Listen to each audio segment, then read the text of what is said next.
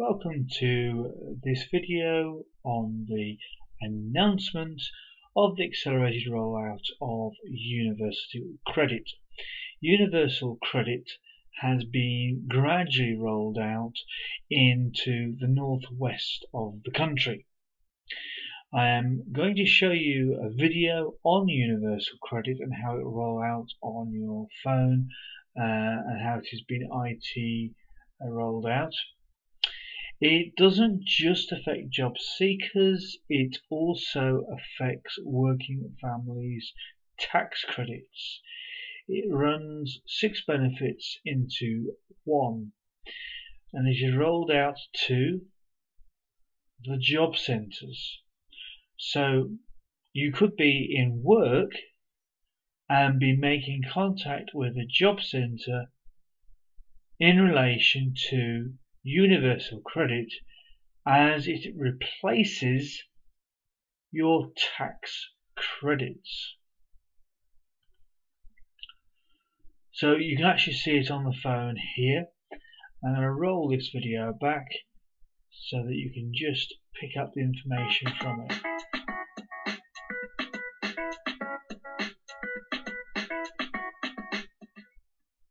Universal Credit is a single monthly payment that responds to claimants' earnings, ensuring that they'll always be better off in work. We've designed the Universal Credit service for mobile first, though it works just as well on other devices. Something we've learned from Pathfinder is the importance of tackling the hard things first. One of the challenges of Universal Credit is that it's based on households, so we have to manage the flow of information to and from couples as well as individuals. With the proof of concept, we've designed the service for couples from the start. Universal Credit is about getting more people into more work, and helping them to become self-sufficient. It's important that claimants understand what they need to do in exchange for the money they get from Universal Credit. That's why we've put this information right on the homepage, so people see it every time they log in. There's also a single page showing everything they need to do, including work activity like job search and CV development. There's a journal where claimants can record what they've done to find work. Using the to-do list and journal, advisors can quickly set reminders for claimants, provide advice and give encouragement. One of the catch-22s with this video is it highlights very much the issue with the job seeker rather than those people in part-time or full-time work who traditionally have been on working families tax credit. Likewise, claimants can use the journal to contact an advisor with a query. During progress reviews, advisors and claimants can both see the contents of the journal, and any agreed actions can be added to the claimant's to-do list. In the future, we'll also be able to connect to other online services like job sites, and have them automatically add notes or to-do items. Another objective of Universal Credit is to reduce fraud and error. We've designed the proof of concept so that it responds to risk intelligently.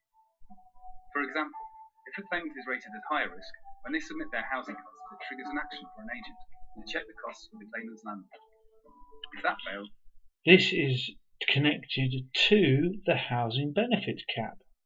only then will the claimant be asked to provide evidence, and they'll be able to do this online as well. We've also integrated security into every step of the design process. For example, we limit the amount of information we show claimants on a single screen, and try to only show claimants personal data if they actively request it. We've been able to do this by working closely with our security guards, who are permanent members of the team. Finally, we've made it easy to get things right. The agent screens contain contextual help and are designed to reduce staff error and the need for additional training. Items on the to-do list have deadlines clearly marked, and claimants can easily report changes of circumstance. The proof of concept is designing all aspects of the service. The digital element provides a single, simple and secure way for claimants and agents to manage whatever they need to do.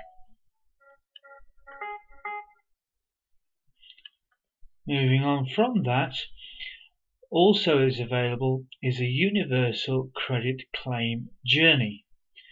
This takes you through the process of putting your claim together. This takes you stage by stage through how the new claim can be visible online,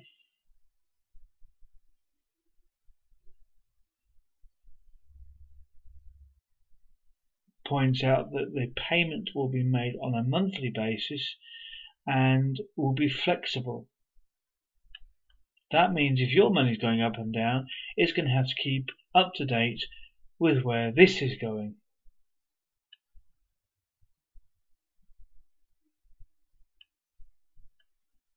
So if you're self-employed, clearly your money's going to go up and down.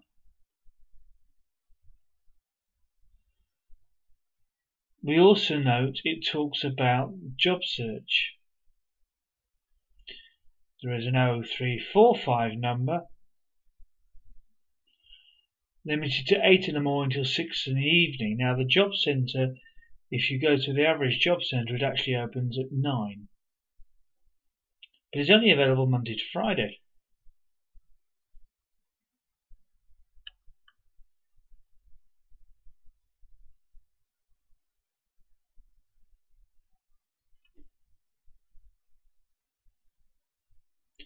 The pay-as-you-earn real-time system will allow employers to provide HMRC and DWP with up-to-date information about their employees' earnings.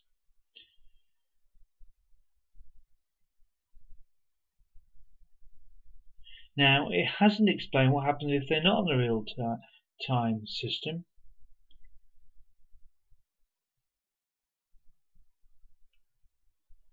But there's an anticipation you're going to have to declare it yourself.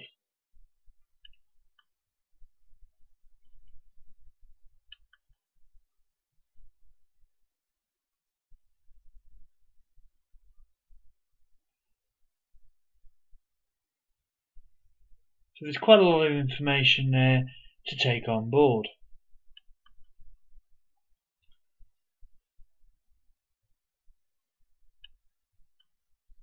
And here we have a list of the job centres as of the 29th of September, the date of the rollout being announced. And you'll see that if you look at most of these job centres, they're actually still within the northwest area of the country. So therefore it hasn't necessarily been extended to the full distance. It's actually in the northwest, Lancashire area, etc. Which leads us to the final page that we're going to show you briefly on this video, and there's more on this going to be featured in our research pages on benefits to work. You can see straight away that the different benefits that are going to be affected. Some of these, this one particular, relates to that income-based situation where you're on that pay. Now, it hasn't been clarified as yet as to whether you'll still have to see a job centre advisor if you're working full time, whereas you may actually be on a lower income.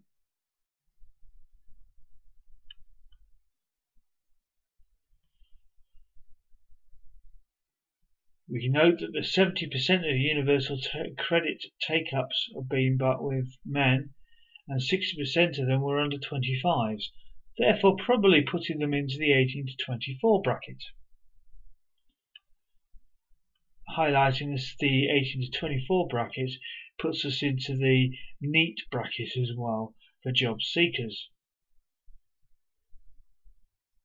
Now this information, if you look at it in depth, makes very interesting reading in comparison to our information that we are getting on how it could affect apprentices, etc., or how it's going to affect the 18 to 24 age group. Now, if you want to see a real in-depth close look at this and need further information on it, it is in actual fact available on our more developed research pages. But you'll note that the Greater Manchester area here, which is the blue, is predominantly where the take-up has been in the Greater Manchester East and Western areas. On the 14th of August, the total caseload of universal credit claimants was 11,000 people. We've already noted that the number of claimants tended to be, over 60% of them were males that were actually claiming under 25.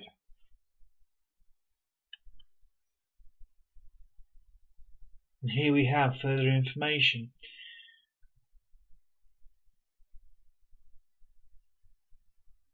16 to 24 here.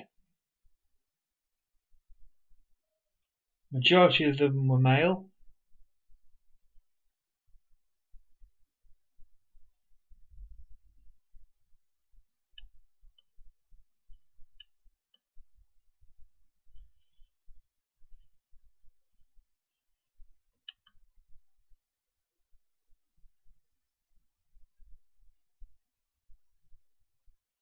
And there's the caseloads that indicate direction, location, etc. on August.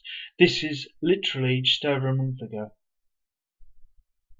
where our caseloads are quite visible. The research information is very clear there, indicating where the figures have been worked out, and a substantial amount of information.